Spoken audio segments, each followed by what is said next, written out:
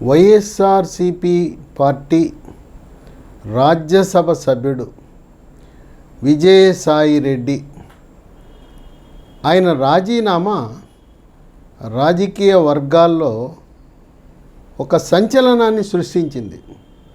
ఎవ్వరూ ఊహించలేదు. ఉన్న బలంగా ఆయన 25 జనవరి ఉపరాష్ట్రపతి, రాజ్యసభ చైర్మన్ ధన్ఖడ్ని కలిసి రాజీనామా పత్రము సమర్పించి ఇదే రోజున రాజీనామా కూడా ఆమోదించాలని కోరి తక్షణమే దానిపై ధన్ఖడ్ సంతకం చేసి ఈరోజే గెజిట్ నోటిఫికేషను ప్రకటించి ఒక రాజ్యసభ సీటు ఖాళీగా ఉన్నట్టు ఈ కేంద్ర ఎన్నికల సంఘానికి తెలియపరచడం అనేది విశేషం. ఇదంతా ఆగమేఘాల మీద జరిగిపోయింది. ప్రజలకు, రాజకీయ పార్టీలకు ఇది గోప్యంగా ఉంచిన ఇదంతా ఒక పథకం ప్రకారం, ఒక ప్రణాళిక ప్రకారం, ఒక వ్యూహం ప్రకారం జరగటం అనేది విశేషం. త్వరలో కేంద్ర ఎన్నికల సంఘము ఈ యొక్క రాజ్యసభ ఖాళీ అయిన సీటును కూడా నింపడానికి తగు ఏర్పాట్లు కూడా చేస్తూ ఆ ఏర్పాట్లను కూడా ప్రారంభించేసింది. విజయసాయిరెడ్డిని కొంతమంది ముద్దుగా వీసారెడ్డి అని పిలుస్తారు. ఆయన చరిత్ర ఒక ఆడిటర్గా తన ప్రయాణాన్ని ప్రారంభించాడు. ఆయన 3 తరాలతో అనుబంధం కలిగిన వ్యక్తి. 3 తరాలంటే రాజశేఖర రెడ్డి తండ్రి రాజారెడ్డి, వైఎస్ రాజశేఖర రెడ్డి, తదుపరి వైఎస్ ఈనాడు జగన్మోహన్ రెడ్డి. 3 తరాలు, 4 దశాబ్దాల బంధం, అనుబంధం. ఆనాడు ఆడిటర్గా రాజారెడ్డి వెరైటీస్ ఆ ముగ్గు గనులను నిర్వహించేదానికి ఈయన చెన్నైలో ఉంటూ ఆడిటర్గా వ్యవహరించేవాడు. అప్పటి నుంచి ఇప్పటి వరకు ఆ కుటుంబంతోనే కొనసాగుతున్నాడు. కేవీపీ రామచంద్రరావుని వైఎస్ రాజశేఖర రెడ్డికి ఆత్మగా పిలుస్తారు. ఎందుకంటే వాళ్ళిద్దరూ కర్ణాటక రాష్ట్రంలో గుల్బర్గాలో కలిసి చదువుకున్నారు, క్లాస్మేట్లు. ఇక ఈయన ఈ విజయసాయిరెడ్డి జగన్మోహన్ రెడ్డికి ఆత్మగా భావిస్తారు. ఎందుకంటే సాక్షి పేపరు, సాక్షి ఛానల్ ప్రారంభించటం, దాని పూర్తి బాధ్యతలు చేపట్టడం, ఆ క్విడ్ ప్రో అనేది ఈ సహాయం మేము మీకు చేస్తాం, చేసినందు లేదా మీకు భూములు కేటాయిస్తాం, మీరు ఈ సాక్షి పత్రికల్లోనూ వీటిలలో మీరు షేర్లు కొనండి, ఎందుకు పనికిరాని కంపెనీల్లో 10 రూపాయల షేర్ని 10,000 కొంటాం. ఈ క్విడ్ ప్రో అనేది నేర్పించింది కూడా విజయసాయిరెడ్డే. ఆ విధంగా తన ఆడిటర్గా ఉన్న తెలివితేటలను, చట్టాన్ని అధిగమించి భూమి మీద లేని కంపెనీలు అవి ఉత్పత్తి చేస్తున్నట్టుగా, ఉత్పత్తి చేసిన తర్వాత వాటిని ఎగుమతులు దిగుమతులు లెక్కలు రాయటం, దాంట్లో మళ్ళీ లాభ నష్టాల నివేదిక, ఈ విధంగా ఊహాజనితమైన కంపెనీలను సృష్టించి మనుగడలో లేని ఒక 100 కంపెనీలు పైగా జగన్మోహన్ రెడ్డికి ఆదాయ వనరులు సమకూర్చేలా చేసిన ఒక మహానుభావుడు. అంటే తన పరిశోధన ఆ విధంగా ఉపయోగించాడు. ఆది నుంచి కూడా విజయసాయిరెడ్డి వైఎస్ఆర్సిపి పార్టీ పెట్టినప్పటి నుంచి 2022 వరకు అన్నీ తానై నంబర్ 2గా చక్రం తిప్పడం అనేది విశేషం. ఆయన రాజ్యసభకు పంపించాడు. ఎందుకంటే విజయసాయిరెడ్డి తప్పులను నేరాలను తన భుజం మీదకి తన నెత్తి మీద వేసుకుని సహనిందితుడుగా జగన్మోహన్ రెడ్డితో పాటు 16 నెలలు జైలు శిక్ష అనుభవించారు.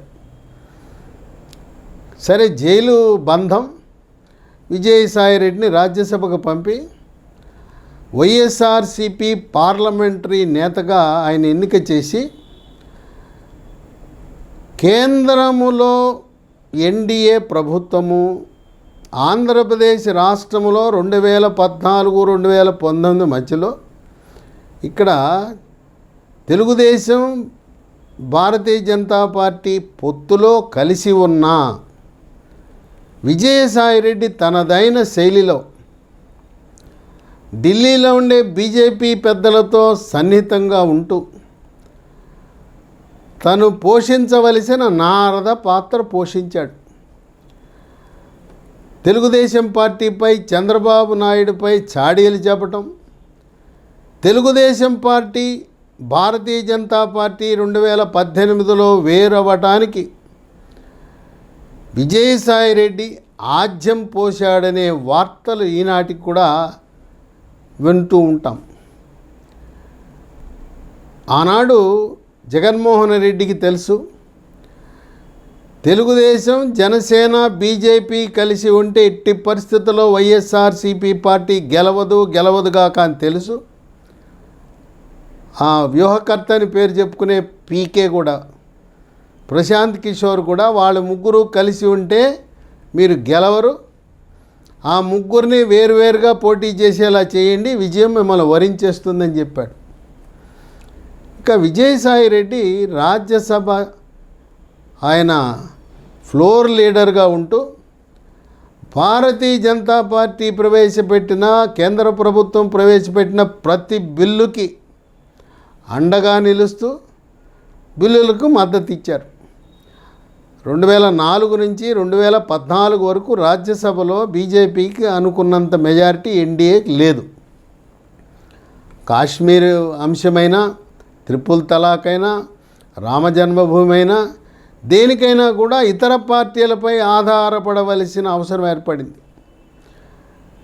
జగన్మోహన్ రెడ్డి ఆంధ్రప్రదేశ్ రాష్ట్రంలో ప్రతిపక్ష నేతగా ఉంటూ కేంద్రంలో రాజ్యసభలో మాత్రం వైఎస్ఆర్సీపీ పార్టీ భారతీయ జనతా పార్టీకి అనుబంధ పార్టీగా పనిచేయటం అనేది వాస్తవం.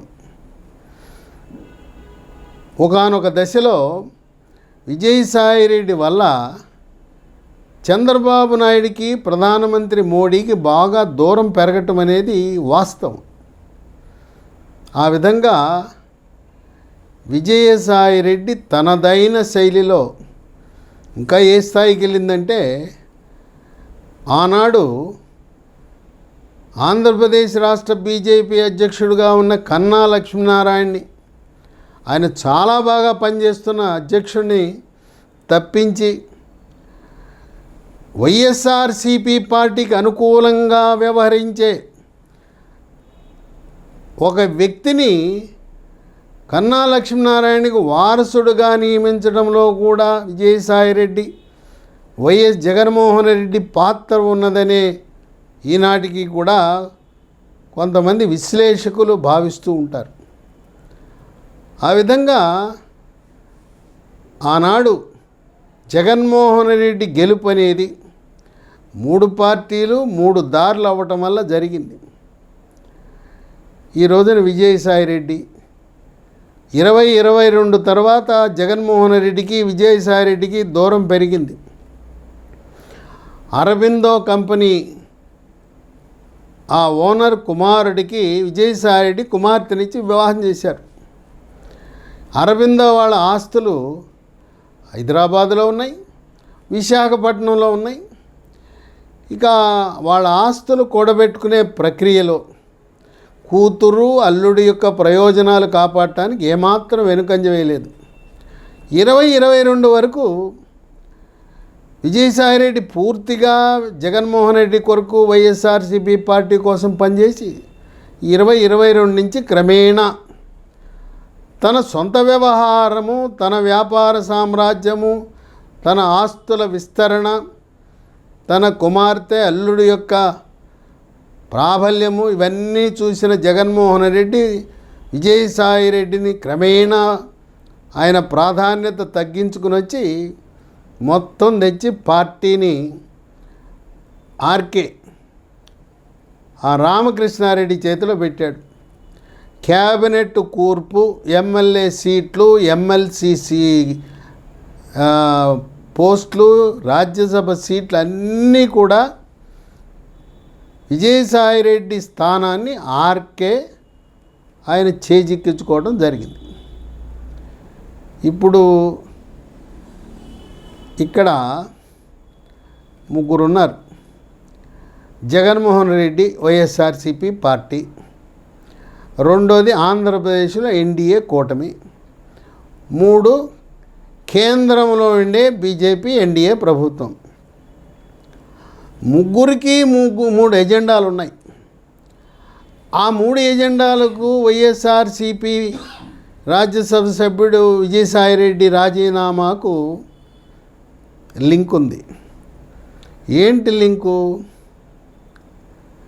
జగన్మోహన్ రెడ్డి ఏంటి ఆయన పాత్ర అంటే, జగన్మోహన్ రెడ్డికి తెలుసు వైఎస్ఆర్సీపీ పార్టీ పాల పొంగులా వచ్చింది, ఎలా వచ్చిందో అలాగే పతనం అవుతుంది. ఒకప్పుడు బ్రహ్మానందరెడ్డి కాంగ్రెస్, రెడ్డి కాంగ్రెస్ అని ఉండేది 1969లో. అప్పుడు దాంట్లో యమాహేమీలు ఉండేవారు. దాంట్లో విజయభాస్కర్ రెడ్డి, వైఎస్ రాజశేఖర్ రెడ్డి, తర్వాత కృష్ణా జిల్లాలో పినమనేని కోటేశ్వరరావు, ఇలాంటి వాళ్ళందరూ యమాహేమీలు దాంట్లో ఉండేవారు. ఆ పార్టీ అడ్రస్ లేకుండా పోయింది. అలాగే వైఎస్ఆర్సీపీ పార్టీ ఉండదు అని తెలుసు. ఇక్కడే నాయకులు ఎవరూ ఉండరని తెలుసు. కొంతమంది శాశ్వతంగా రాజకీయాలను విరమించుకుంటారు, కొంతమంది ఇతర పార్టీల్లో ప్రవేశము, కొంతమందికి ఎక్కడా దొరక్క ఏ మద్రాసులోనో, బెంగళూరులోనో, హైదరాబాద్లోనో కాలం వెళ్ళిపుచ్చుదాం, అక్రమాస్తులు ఉన్నాయి, అక్రమ సంపాదన ఉంది, వాటితో 3-10 తరాలకు సరిపడా డబ్బు సంపాదించుకున్నారు, అలా గడిపేయాలనే వాళ్ళు ఉన్నారు. ఇటువంటి తరుణంలో ఏదో రకంగా ఏదో ఒక వ్యూహంతో కేంద్రంలోని ఎన్డీఏ ప్రభుత్వానికి అనుకూలంగా వ్యవహరించి కేసుల నుంచి బయటపడి, ఇక రాజకీయం వద్దు వదిలేసుకుందాం, కనీసం ఈ కేసుల నుంచి తప్పించుకునే వ్యూహంలో ఉన్నాడని చెప్పి విశ్లేషకులు భావిస్తున్నారు. అది జగన్మోహన్ రెడ్డి ఎజెండా. జగన్మోహన్ రెడ్డి మళ్ళీ ఏమీ ఆయన ముఖ్యమంత్రి కావాలనో ఇంకో కేంద్ర మంత్రి కావాలని ఆయన లక్ష్యం కాదు. ఈ సిబిఐ ఈడీ కేసుల నుంచి బయటపడి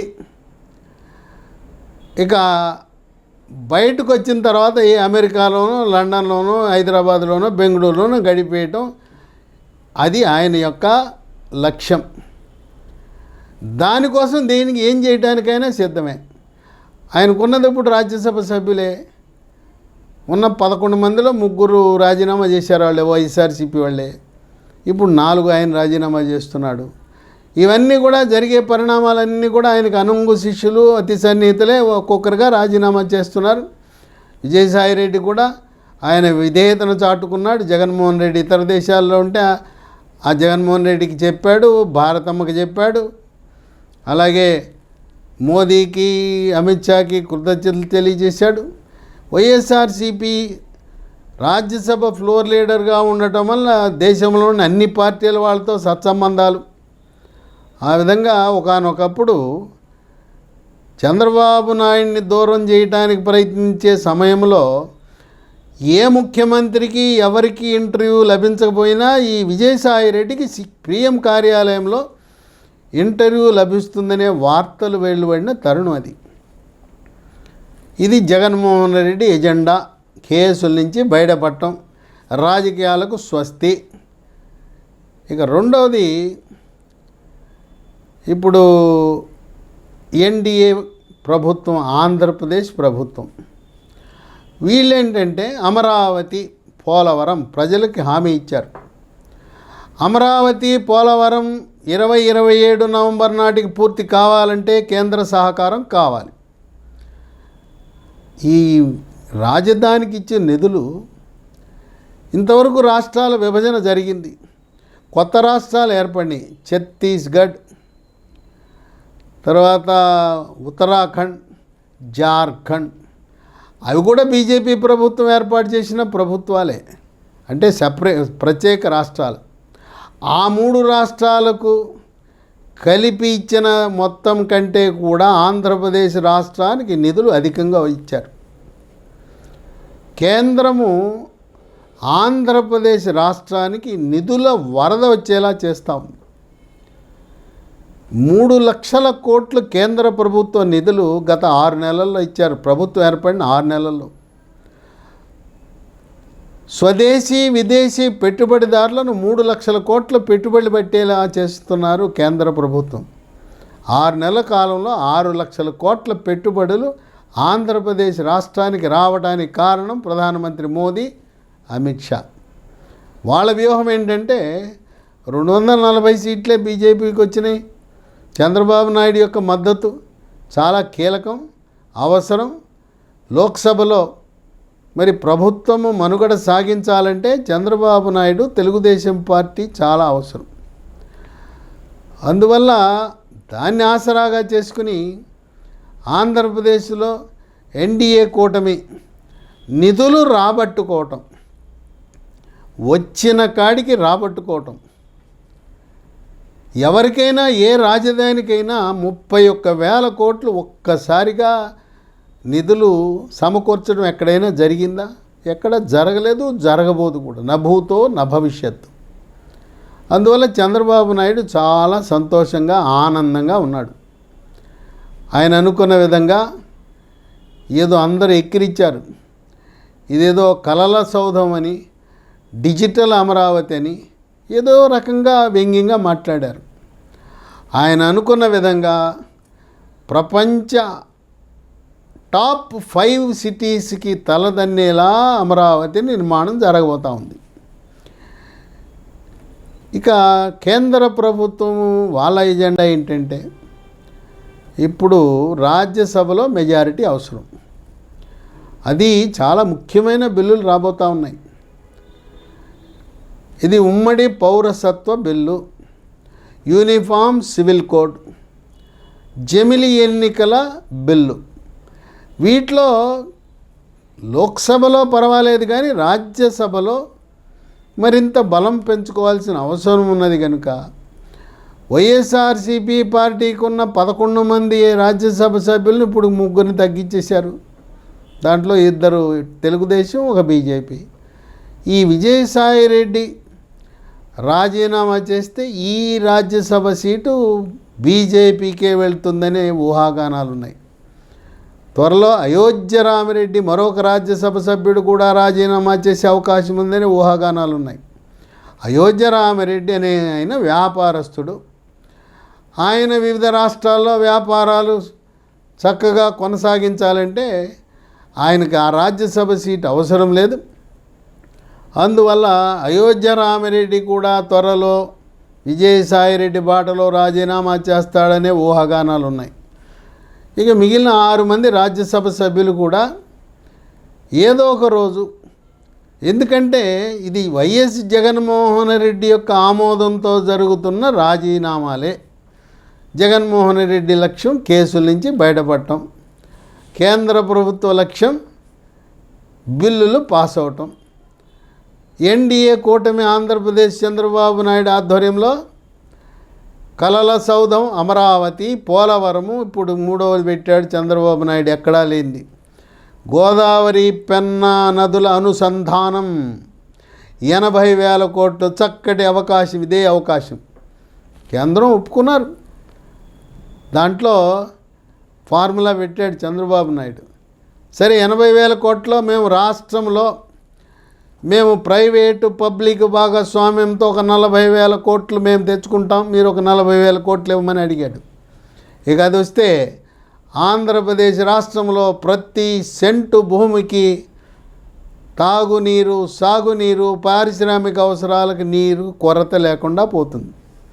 అందువల్ల రాష్ట్రాభివృద్ధి ఏకైక ఎజెండాగా ఏముంది, రాజ్యసభ సీట్లు ఇద్దాం, అడిగినవి ఇద్దాం.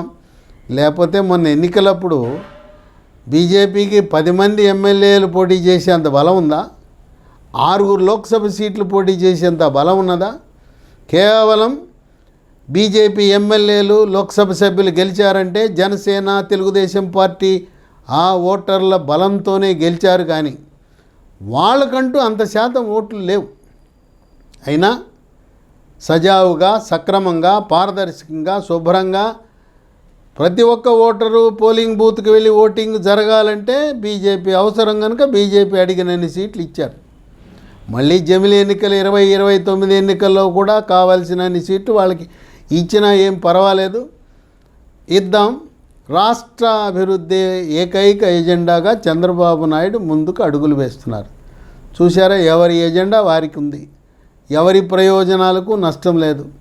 చంద్రబాబు నాయుడు ఇప్పుడు విజయసాయిరెడ్డి ఖాళీ చేయటం వల్ల వచ్చే సీటు బీజేపీకి ఇవ్వడానికి ఆయనకి ఏం అభ్యంతరం లేదు. మీరు ఏమైనా చేయండి, మా రాష్ట్ర అభివృద్ధికి నిధులు ఇవ్వండి. అదే ఎజెండాగా చంద్రబాబు నాయుడు. విజయసాయిరెడ్డి ఇంకా ఆయన నాకెందుకు, రావాల్సినవి వచ్చినాయి, సుఖంగా సంతోషంగా రాజకీయాల నుంచి వైదొలగి ఎటువంటి ఆశలు లేకుండా ఆయన ఇంకొక వార్త వినపడుతూ ఉంది. ఆయన ఒక 2 ఛానల్స్, తెలుగు ఛానళ్ళు ప్రారంభించబోతున్నాడనే వార్త వినపడుతుంది. ఒకటేమో ఆంధ్రప్రదేశ్ సంబంధించిన వార్తలంట, ఇంకోటేమో తెలంగాణకు సంబంధించిన ఛానల్ అంట. ఎందుకంటే సాక్షిలో అనుభవం గడించాడు.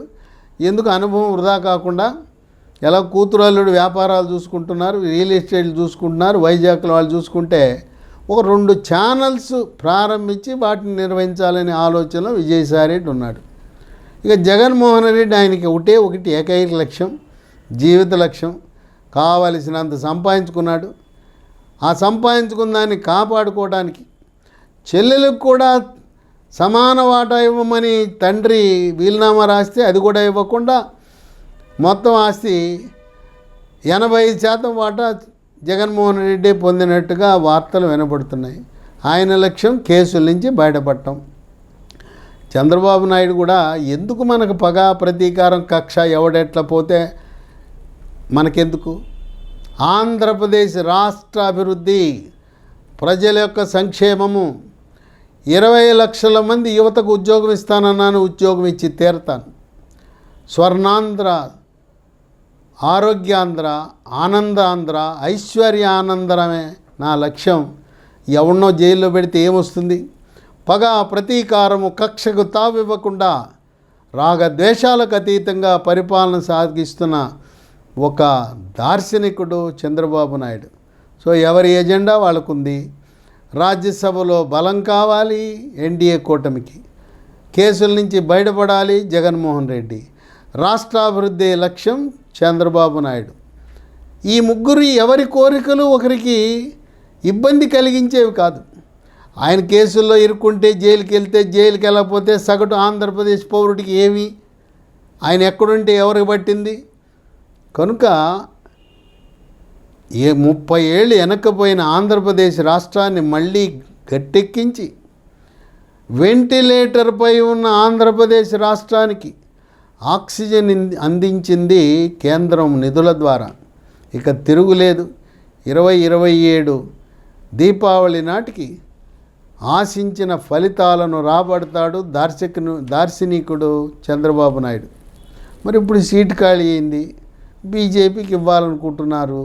బీజేపీలో ఎవరికి ఇవ్వాలి అని అనుకుంటే అది ఒక ఊహాగానాలు. మెగాస్టార్ చిరంజీవిని ఈ రాజ్యసభ సీటు ద్వారా రాజ్యసభలోకి తీసుకుని కేంద్ర మంత్రి పదవి ఇవ్వాలనే ఒక ఆలోచన ఉన్నట్టుగా వార్తలు వెలువడుతున్నాయి. అందుకే ప్రధానమంత్రి మోదీ కిషన్ రెడ్డి ఇంటికి సంక్రాంతి సందర్భంగా వచ్చినప్పుడు చిరంజీవి అక్కడ ప్రత్యక్షమయ్యాడు. కనుక ఈ ఖాళీ అయిన రాజ్యసభ సీట్లో చిరంజీవిని ప్రవేశపెట్టినా ఆశ్చర్యం లేదు. ఒకవేళ చిరంజీవి కాదు, మరొక వ్యక్తి మాజీ ముఖ్యమంత్రి కిరణ్ కుమార్ రెడ్డి మొన్న కొద్ది ఓట్లతో రాజంపేటలో లోక్సభకు ఓటమి చెందాడు. ఆయనకి 2 రాష్ట్రాల్లో పలుకుబడి ఉంది. కిరణ్ కుమార్ రెడ్డిని రాజ్యసభకు పంపడము ద్వారా రాయలసీమలో బలం పెంచుకోవడం బీజేపీ, రెడ్డి సామాజిక వర్గములో రాయలసీమ తెలంగాణలో ప్రాబల్యం పెంచుకోవటం, కిరణ్ కుమార్ రెడ్డికి ఉన్న వ్యక్తిగత పరిచయాల ద్వారా మరికొంతమంది అగ్రశ్రేణి నాయకులను బీజేపీలో చేర్చుకునే కార్యక్రమానికి వేగవంతం చేయడానికి ఖాళీ అయిన విజయసాయి రెడ్డి రాజ్యసభ సీటుని కిరణ్ కుమార్ రెడ్డికి ఇచ్చిన ఆశ్చర్యం లేదని విశ్లేషకులు భావిస్తున్నారు. ఏది ఏమైనా రాజకీయాల్లో ఏదైనా జరగవచ్చు కనుక ఇక్కడ మాత్రం ఒకరి ప్రయోజనాలకు మరొకరు భంగం కలగకుండా చంద్రబాబు నాయుడిని కొంతమంది తెలుగుదేశం పార్టీ నాయకులు ఎప్పుడా అరెస్ట్ అంటే, అరెస్ట్ అనేది మనంగా చేయవలసింది సిబిఐ కోర్టు, ఈడీ కోర్టు, న్యాయస్థానాలు వాళ్ళు చేయాల్సిన పని నన్ను అడిగితే నేనేం చేస్తాను? నేనేమైనా అడ్డం పడుతున్నానా? జగన్మోహన్ రెడ్డిని అరెస్ట్ చేయొద్దని ఎవ్వరూ ఏ నాయకుడు ఈ ప్రభుత్వంలో ఉన్న ఏ పెద్ద చెప్పల. అది న్యాయ వ్యవస్థ నిర్ణయం చేసి జగన్మోహన్ రెడ్డికి శిక్ష విధిస్తే, అక్కడ సిబిఐ కోర్టులో శిక్ష విధిస్తే అక్కడి నుంచి హైకోర్టుకి వెళ్తాడు, హైకోర్టు నుంచి మళ్ళీ సుప్రీంకోర్టుకి వెళ్తాడు. ఇన్ని న్యాయస్థానాల దశలుగా అంచెలంచెలుగా వెళ్ళి ఆయనకి ఎప్పుడు శిక్ష పడుతుందో ఏంటో తెలవని పరిస్థితిగా ఉంది. అయినా ఎందుకులే, ఎవ్వరూ ఆయన గురించి పట్టించుకునే పరిస్థితి లేదు. జగన్మోహన్ రెడ్డి ఎక్కడుంటే మనకెందుకు, మన రాష్ట్రం, మన అభివృద్ధి మనకు కావాలని చెప్పి ప్రతి ఒక్కరు కూడా జగన్మోహన్ రెడ్డిని మర్చిపోయే పరిస్థితి వచ్చింది. ఇక ఒక్కొక్కరుగా వైఎస్ఆర్సీపీ పార్టీలో ఉండే నాయకులందరూ జారుకుంటారు. ఇక ఆ పార్టీ ఖాళీ అయిపోతుంది. పార్టీ ఖాళీ అయిపోతే కాంగ్రెస్ రెడ్డి కాంగ్రెస్, బ్రహ్మానందరెడ్డి ప్రారంభించిన రెడ్డి కాంగ్రెస్ ఎలా మూతపడిందో వైఎస్ఆర్సీపీ పార్టీ పాల పొంగులా వచ్చింది. పాల పొంగు మీద కొంచెం నీళ్లు చిలకరిస్తే పాల పొంగు పోతుంది. ఇది కూడా అలాగే పోతుంది.